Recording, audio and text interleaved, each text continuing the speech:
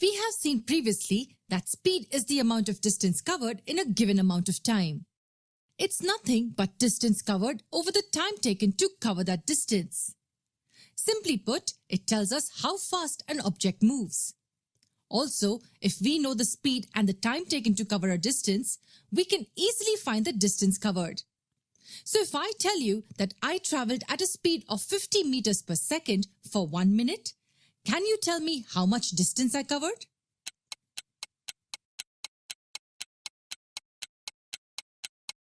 I am sure you've come up with the answer.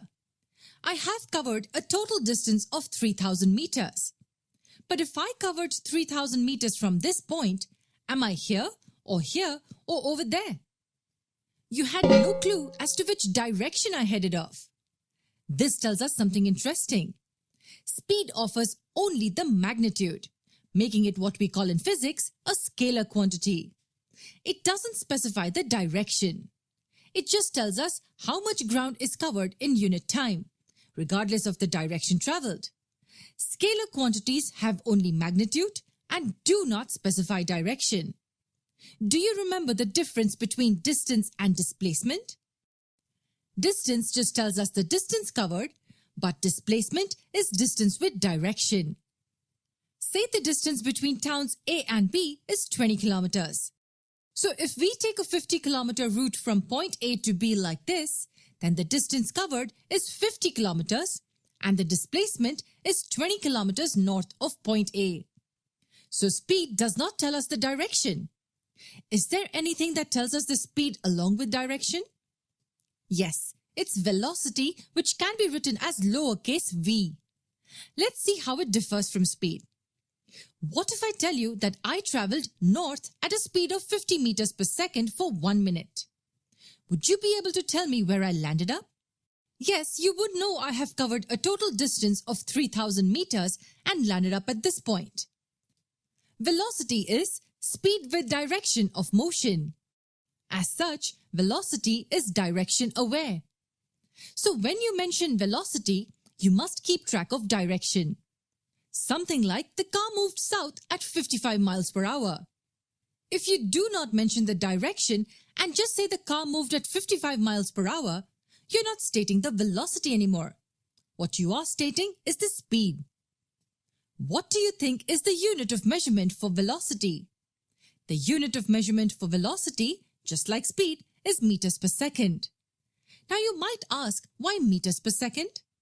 The cars we drive indicate speed in miles per hour or kilometers per hour.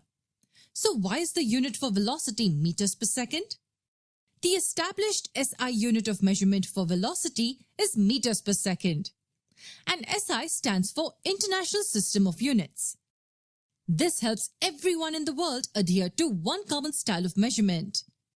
Imagine the confusion created with different measures like miles and kilometers, gallons and liters, US gallons and imperial gallons, etc. Incidentally, speed and velocity are both measured in meters per second. But do you remember which one is a scalar quantity and which one is a vector quantity? Yes, speed is a scalar quantity and the velocity is a vector quantity as the direction is also specified. Now let me ask you an interesting question. What is average velocity?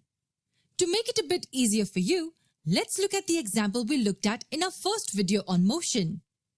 You have to travel 20 kilometers up north. But because of the roadworks, you took an alternative path which totaled 50 kilometers and you took 2 hours to reach the destination. This was your path of travel. Let's make 2 columns here.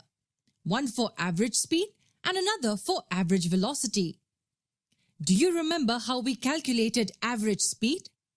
Yes, it is the total distance covered over the total time taken.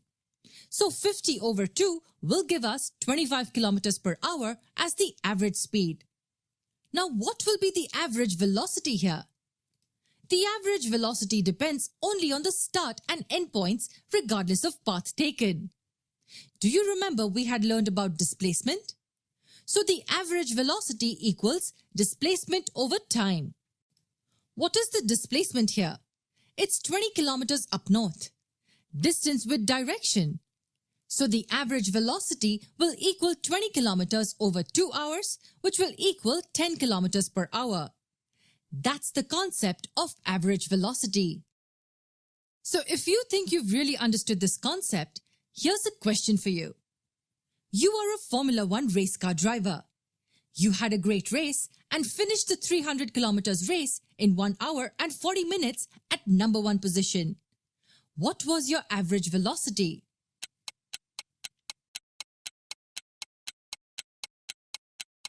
Okay, if you didn't get it, let me give you a hint.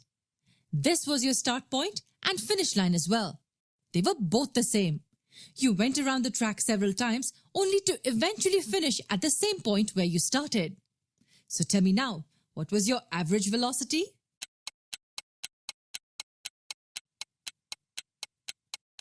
First, can you tell me what your displacement is? You started and finished at the same point. So your displacement is 0. 0 divided by the time taken, which is 1 hour 40 minutes, equals 0.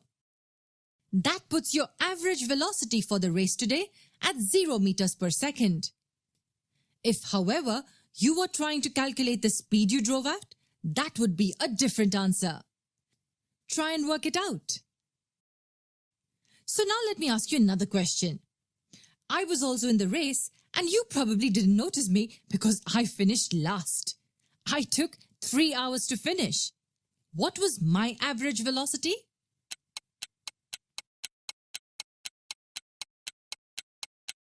That's correct. 0 again.